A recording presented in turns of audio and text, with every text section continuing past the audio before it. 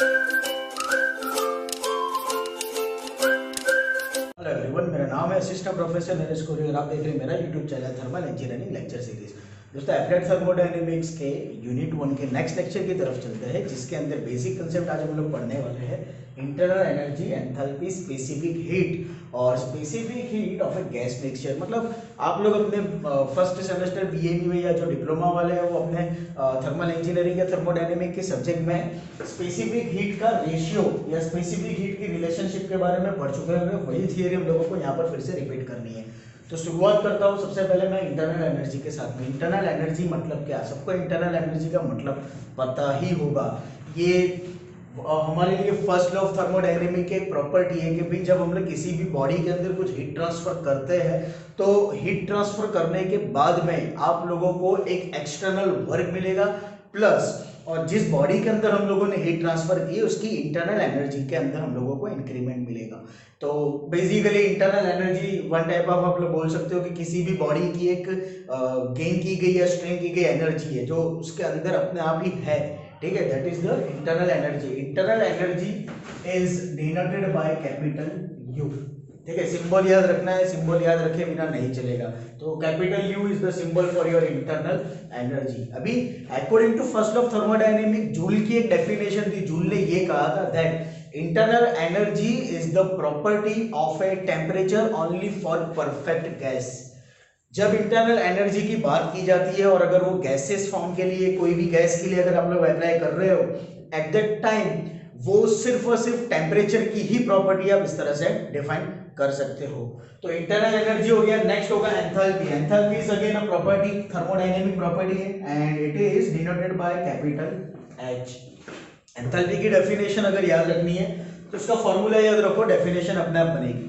देखो, डेफिनेशन के बेस पर फॉर्मूला को फॉर्मूला के बेस पर डेफिनेशन को इस तरह से बनेगा that enthalpy capital H, enthalpy can be defined as it is the summation of, enthalpy can be defined as it is the summation of you मतलब इंटरनल एनर्जी एंड पीवी मतलब के flow energy,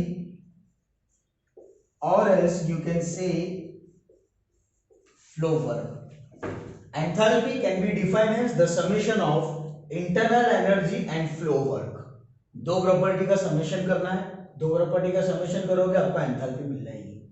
clear? फिर से एक बार, enthalpy is denoted by capital H, small H से भी दिखा सकते हो, डिफाइन कर सकते हो, कोई बात नहीं है। Capital H, enthalpy can be defined as the summation of internal energy and flow work. Clear? Next, specific heat. Again, a specific heat, symbol of specific heat is capital C. Symbol of specific heat is capital C. Specific heat की definition क्या बनेगी? Specific heat की definition अगर याद रखनी है तो simple एक चीज याद रखो कि आप लोगों को 1 kg वाटर, उसका टेम्परेचर 0 डिग्री सेल्सियस से 1 डिग्री सेल्सियस बढ़ाना है। सिर्फ इतना एक एग्जांपल याद रखो। क्यों? क्योंकि उसी के बेस पर हम लोग स्पेसिफिक हीट की डेफिनेशन बना लेंगे। डेफिनेशन कुछ इस तरह से है कि जब पानी का टेम्परेचर फिक्स मास है, आप लोगों के पास में जो मास होगा वो फिक्स है, your mass is not going to be change. ठीक है, लेट्स से कि आप लोगों के पास में एक बकेट है या फिर आप लोगों के पास में एक पोट है जिसके अंदर आप लोगों ने 1 लीटर पानी भरा है, तो वो यूनिट मास हो गया। कोई पोट दूसरा है जिसकी कैपेसिटी 5 लीटर की, तो उसको 5 लीटर से भर के रखा है, तो वो यूनिट मास हो गया कि 1-1 लीटर के 5 इक्वल पार्ट आप लोग कर सकते हो। मतलब यूनिट मास आप लोगों के पास में होना चाहिए। स्पेसिफिक हीट की डेफिनेशन कुछ इसी तरह से बनेगी। लेट्स से दैट कि ये जो 1 लीटर पानी है, इस 1 लीटर पानी का टेम्परेचर अभी एटमॉस्फेरिक कंडीशन पर है, जैसे कि मान लो 25 degree Celsius. Now what we have to do, हम लोगों को ये 25 डिग्री सेल्सियस टेम्परेचर वाला पानी, उसको टेम्परेचर राइज करना है, मतलब 25 से 26 डिग्री सेल्सियस पर ले जाना है। मतलब डेफिनेटली हम लोगों को क्या करना पड़ेगा, we have to give some external energy to the water to increase the temperature of the water. ठीक है, पानी का टेम्परेचर इंक्रीज करने के लिए हम लोगों को क्या करना पड़ेगा, एक एक्सटर्नल सोर्स से एनर्जी ट्रांसफर करनी पड़ेगी। तो एनर्जी ट्रांसफर करने पर definitely the temperature of the water will increase. तो वाटर का जो 25 डिग्री सेल्सियस से 26 डिग्री सेल्सियस टेम्परेचर राइज हुआ, मतलब 1 डिग्री सेल्सियस बढ़ा, उस 1 डिग्री सेल्सियस टेम्परेचर को बढ़ाने के लिए कितनी एनर्जी हम लोगों ने दी, जो हीट ट्रांसफर आप लोगों ने वाटर के अंदर किया, कैसे? Per unit mass. आपका जो मास था वो कैसा था, पर 1 यूनिट, मतलब कि पर 1 लीटर। यहाँ पर हम लोग दूसरा ऐसा यूनिट पकड़ के चलेंगे, that's why we will consider as a 1 kg। तो डेफिनेशन कुछ इस तरह से बनेगी, to raise the 1 degree Celsius temperature of unit mass और of a 1 kg of water. 1 kg of water का टेम्परेचर 1 डिग्री सेल्सियस बढ़ाने के लिए whatever the heat we are transferring, that is known as the specific heat, that energy is known as the specific heat and the symbol is C, capital C। और specific heat आपको दो मिलेगी, Cp and Cv। Cp specific heat at constant pressure, P मतलब pressure. Constant pressure के अंदर अगर आप अपनी हीट को ट्रांसफर कर रहे हो, टेम्परेचर 1 डिग्री सेल्सियस बढ़ रहा है कांस्टेंट प्रेशर पर, तो वो कहा जाएगा Cp, specific heat at constant pressure. And just like that Cv, V मतलब volume, specific heat at constant volume.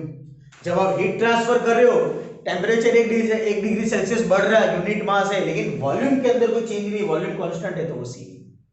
Clear? Cp और Cv, ये चीज आप लोगों ने बेसिकली पढ़ी थी, फिर से वही यहाँ पर रिपीट हो रही है। अब इसका रिलेशनशिप देखते हैं। लेट्स कंसीडर दैट हमारे पास में m kg के मास के गैसियस है, तो let's say that T1 and T2 is the initial and final temperature, that is K.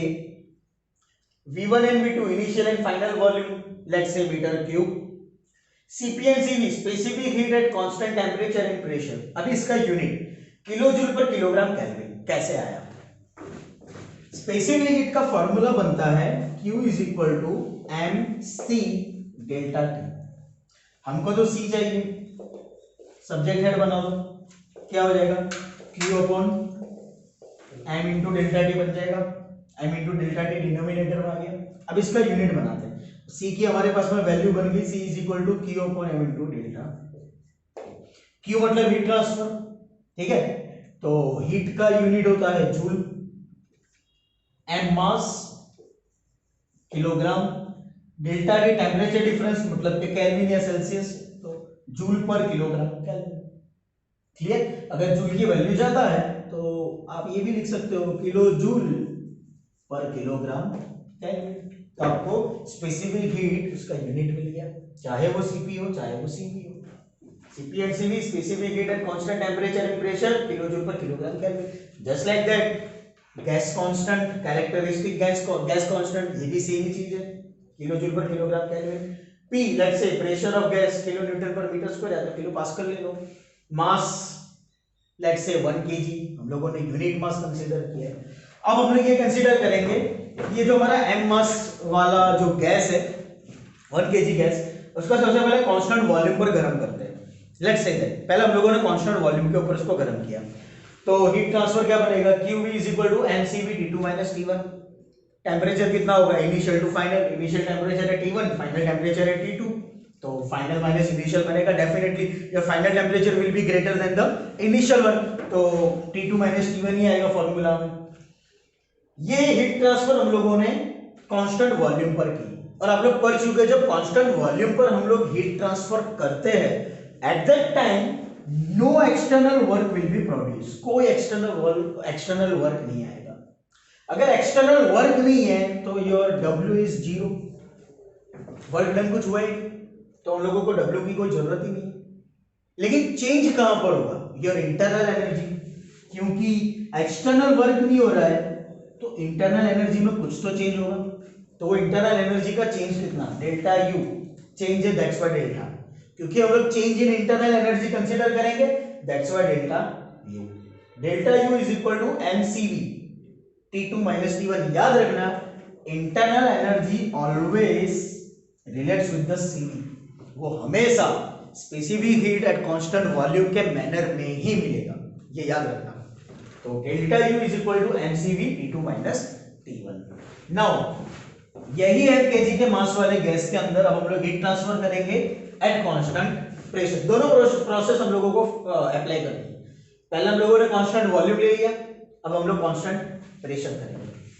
Again heat transfer का basic formula mc delta T होता है, मास आ गया, C स्पेसिफिक हीट आ गई, कांस्टेंट प्रेशर है तो Cp आ जाएगा, delta T temperature difference T2 minus T1, तो Qp is equal to mCp T2 minus T1। क्योंकि कांस्टेंट प्रेशर पर है इसलिए सफिक्स में P दिखाया ताकि पता चले, यहाँ पर कांस्टेंट वॉल्यूम था तो सफिक्स में भी लिखा था कि पता चले प्रोसेस क्या है। क्लियर? तो आपको QV की वैल्यू मिल गई, QP की वैल्यू आ गई mCp T2 माइनस T1। अब जब कांस्टेंट प्रेशर में आप हीट ट्रांसफर करते हो गैसेस के अंदर तो दो चीजें आपको मिलती है, दो चेंजेस आपको मिलेंगे। नंबर वन कि इंटरनल एनर्जी जो होगी वो इंक्रीज हो जाएगी, there will be an increment into the internal energy. And the second thing overcoming the external work, external work जो होगा वो आप लोगों को कुछ ना कुछ मिलेगा जो कि आप लोगों को कांस्टेंट वॉल्यूम में नहीं मिलता है। तो ये दोनों चीज हम लोग देखेंगे कि सबसे पहले इंटरनल एनर्जी के अंदर क्या चेंजेस आ रहे हैं। Let's say delta U is equal to mCv T2 minus T1। Again मैंने पहले ही बोला था कि इंटरनल एनर्जी जो होगी वो हमेशा कांस्टेंट वॉल्यूम पर ही आएगी, तो delta U is equal to mCv T2 minus T1। Just like that work done क्या हुआ, W is equal to P into V2 minus V1, final volume minus initial volume. Pressure तो constant है, pressure will be as it is, change कहां पर आएगा, सिर्फ और सिर्फ V2 माइनस V1। कौन सा फॉर्मूला लगाए, this one, because this flow work, this is the flow work, मतलब आप कह सकते हो that work is equal to PV, और यहां पर प्रेशर कांस्टेंट है, that's why this one will become as W is equal to P into. Clear? तो वो W is equal to P into dV जो फॉर्मूला था वो यहां पर लगा है, क्योंकि वॉल्यूम के अंदर वॉल्यूम आपका कांस्टेंट है इसीलिए यहां पर ये जीरो बन गया। फॉर्मूला को देखो, W is equal to P dV है, P dV का मतलब ये हुआ P V2 minus V1 final minus initial, लेकिन हमारी तो प्रोसेस कांस्टेंट वॉल्यूम है, मतलब ये volume will be same. Let's say initial ये जीरो हो जाएगा तो वर्क विल बी जीरो। समझ में आया? इसीलिए कांस्टेंट वॉल्यूम में वर्क नहीं मिलता है, लेकिन प्रेशर के अंदर कांस्टेंट प्रेशर पे प्रेशर कांस्टेंट है लेकिन वॉल्यूम तो आपका चेंज हो गई, that's why we have the volume work done for the constant pressure. आपको वर्क डन मिल गया, चेंज इन इंटरनल एनर्जी मिल गई, हमारे पास में टोटल QP है। अब फाइनल एनर्जी जो मिलेगी वो तो इन दोनों के बेस पर ही मिलने वाली है, तो final energy QP, let's say QP is equal to equation 1 internal energy का चेंज प्लस इक्वेशन 2 मतलब कि work done. QP is equal to mCv T2 minus T1 plus P V2 minus V1। QP heat transfer for constant pressure process, mCp T2 minus T1 आ गया, mCv T2 minus T1 as it is, P V2 minus V1। अब हम लोग इसकी value find out करें। Let's say हमारे पास में जो गैस की इनिशियल और फाइनल कंडीशन बनी उसके बेस पर हम लोग आइडियल गैस इक्वेशन फॉलो करवाते हैं। Applying ideal gas equation PV is equal to MRT, तो इनिशियल कंडीशन के लिए बनेगा P1 V1 is equal to MRT1 और फाइनल कंडीशन के लिए बनेगा P2 V2 is equal to MRT2, like this. Clear? लेकिन हमारे पास जो प्रोसेस है वो कांस्टेंट प्रेशर है, तो P will be same for initial and final. क्या करो, इसमें से इसको माइनस कर दो, मतलब PV2 is equal to MRT2 में से इसको माइनस कर दो, लेफ्ट हैंड साइड वाले माइनस करो, राइट हैंड साइड वाले पार्ट को माइनस करो। P इन दोनों में कॉमन आ जाएगा V2 माइनस V1, यहाँ पर MR कॉमन आ जाएगा T2 माइनस T1, तो P V2 माइनस V1 की वैल्यू आप लोग यहाँ रख सकते हो MR T2 माइनस T1, तो ये वैल्यू हम लोग यहाँ पर रखेंगे। mCp T2 minus T1 is equal to mCv T2 minus T1 plus P V2 minus V1 की value MR T2 minus T1। This M from both side will be cancel out. This T2 minus T1 is common from both side will be cancel out. क्या बचा? Cp is equal to Cv plus R. Cv को इस तरफ ले आओ, Cp minus Cv is equal to R. तो ये relationship आ गई कि स्पेसिफिक हीट की रिलेशनशिप क्या है for a gas mixtures. Clear? अब इसी के बेस पर आपको वैल्यू बोलेगे भी कांस्टेंट की वैल्यू भी फाइंड आउट करो, तो हम लोग वैल्यू फाइंड आउट करते हैं। लेट्स से कि Cp minus Cv is equal to R था, इस पूरे इक्वेशन को हम लोगों ने Cv से डिवाइड कर दिया। Cv से जब हम लोग पूरे इक्वेशन को डिवाइड करेंगे तो ये बनेगा that Cp by Cv minus 1 is equal to R upon Cv। Clear? ये Cv को एज इट इज रहने दो, या तो फिर क्या करो Cp by Cv is equal to gamma. Cp by Cv मतलब क्या? गैमा, और इसको बोला जाता है एडियाबैटिक इंडेक्स। ठीक है। सीपी बाय सीवी की वैल्यू आप रख सकते हो, gamma minus 1 is equal to R by CV. हमको तो सीवी चाहिए, सीवी को इक्वल टू का लेफ्ट साइड ले आओ डिनोमिनेटर में से न्यूमरेटर में, और गैमा माइनस 1 को इक्वल टू का राइट साइड ले आओ न्यूमरेटर में से वो डिनोमिनेटर में चला जाएगा। तो आपको वैल्यू क्या मिलेगी, सीवी की वैल्यू आपको मिल जाएगी, CV is equal to R upon gamma minus 1। जिस तरह से हम लोगों ने सीवी की वैल्यू फाइंड आउट की, बिल्कुल वैसे ही हम लोग सीपी की वैल्यू फाइंड आउट करेंगे। CP by CV is equal to gamma है, सीपी को सब्जेक्ट हेड बनाओ, सीवी इसके साथ मल्टीप्लाई हो जाएगा, गैमा इनटू सीवी। सीवी की वैल्यू है आपके पास आर अपॉन गैमा माइनस 1, तो आपको सीपी की वैल्यू मिल गई that gamma R upon gamma minus 1। Clear. तो यहाँ पर सीपी और सीवी मतलब specific heat for a gas mixture आ गया, उसकी रिलेशनशिप आ गई, वैल्यू आ गई। दोस्तों बेसिक फंडा है, 3 मार्क्स में आप लोगों को इसमें से कुछ भी पूछ सकते हैं। आई होप कि आप लोगों को इसमें समझ में आया होगा। अगर कोई क्वेश्चन हो तो उससे जरूर पूछिएगा। Thank you so much.